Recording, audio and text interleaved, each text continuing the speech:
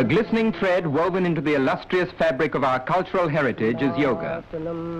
From times immemorial, the science of yoga was handed down from master to disciple. Yoga in the broadest sense is the science and art of higher life.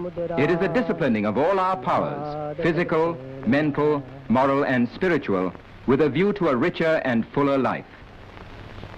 Yoga is therefore fivefold: Hatha Yoga, Raja Yoga, Bhakti Yoga, Karma Yoga and Jnana Yoga, according to the power taken up for culture. Here, however, we begin with examples of Hatha Yoga. Originally, some of the secrets of yoga were inscribed on leaves of palm. But with the perfection of printing, a vast literature on yoga came into being, and even the other nations of the world betook freely through their own tongues of its deep wisdom. Unfortunately, though, many still exploit the fair name of yoga. Eating glass is spectacular, and because of its unusualness readily passes as yoga.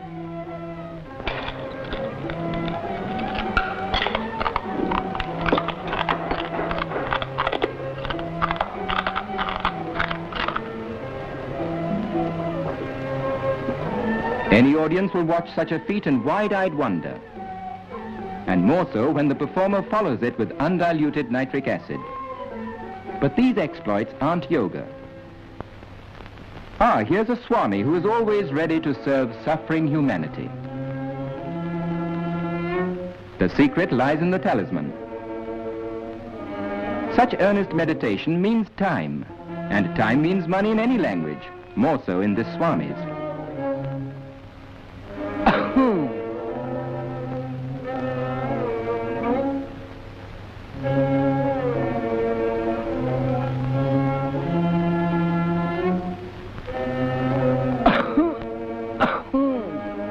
It takes all sorts to make a world, and such acts have done much to discredit yoga.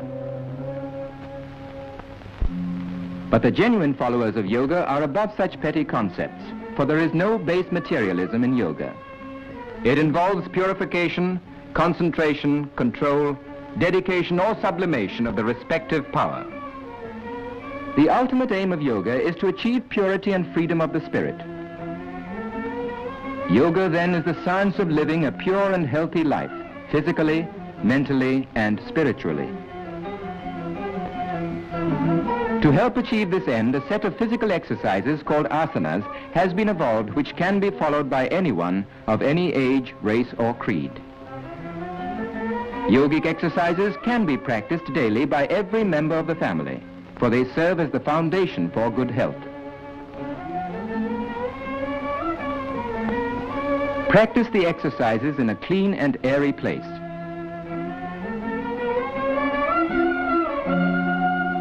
It's never too young to learn or to benefit from yoga. Here is a yoga institute in Bombay which still preserves the ancient traditions and caters to the needs of our countrymen. For the cure of specific ailments, one should seek guidance from an expert who will first carry out a detailed medical examination. Yogic asanas are divided into two principal groups, meditative and cultural.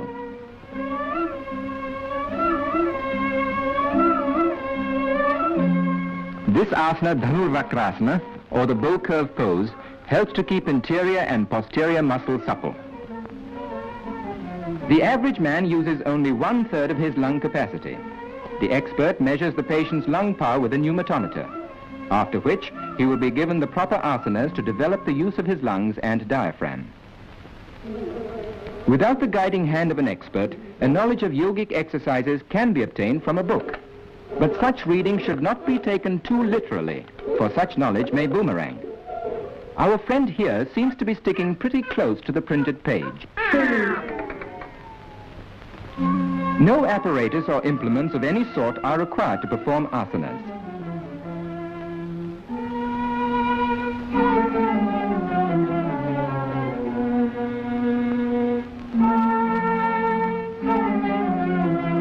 Unlike physical culture in the Western style, the accent on asanas is not to develop muscles for the sake of muscles alone.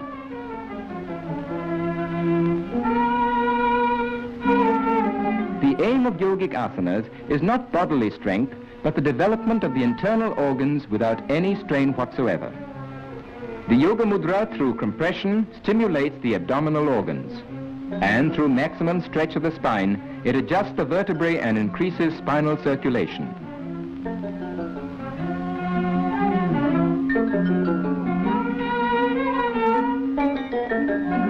For promoting elasticity of the body, there is no better exercise than Paschimotthana, the posterior stretching pose. This asana, known as Sarvangasana, or the all-body pose, by rapid interchange of blood through gravity and replacement of the abdominal and pelvic organs, helps to combat gastric troubles and constipation. The novice can learn to adopt this position by degrees. If travel broadens one, this man must have been around the world. But the right asanas will take a lot off his mind and other places.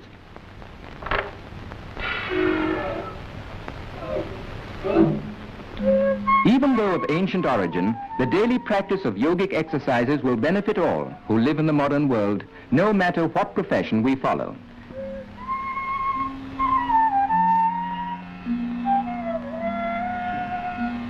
Our friend is still wrapped up in his book and in his asana.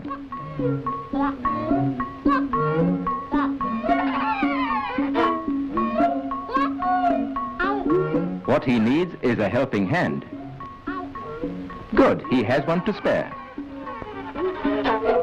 Shirsasana, or the head-low posture, commonly called the topsy-turvy pose, is a form of head-low exercise that requires great skill in execution. Observe its execution carefully. It is, however, an asana that is extremely beneficial to persons suffering from constipation. The Shirshasana must be practiced in moderation by stages, first a few seconds and then gradually increased to 5 minutes. It improves the general circulation, especially in the head, and relieves pressure on the distended or compressed internal organs. It is good for the brain and improves the memory. It is also supposed to prevent gray hair. The beneficial effects of yoga are also enjoyed by our women. Here's the Bhujangasana, or the famous cobra pose, specially suitable for women in the exercising of the spine and abdomen and for toning up the pelvic muscles. Viparita Karni, or reverse process, tones up the pelvic organs.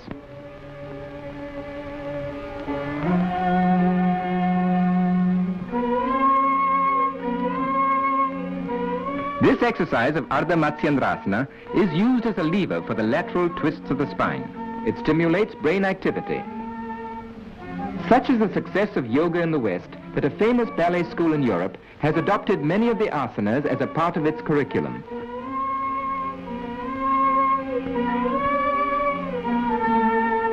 Suppleness of limb means also a corresponding suppleness of mind.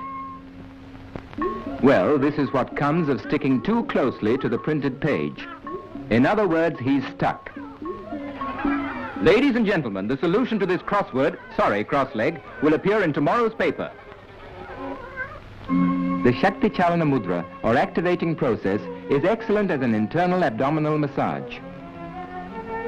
By increased inhalation through yoga, the number of breaths per minute is decreased, which makes for longevity and calmness of mind, for the brain vibrates with every respiration.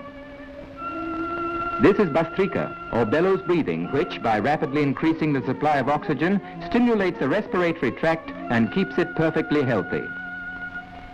The aim of yoga is not only bodily strength, but health, stamina, and efficiency of mind, qualities that we all need at work or play in everyday life.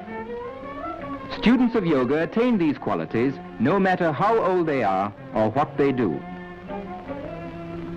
With physical and mental good health thus acquired, man can, with further training in yoga, attain the sublimity and freedom of his soul. And when he finally becomes one with the infinite, he enters the realm of eternal peace, which is, and always will be, the supreme aim of man.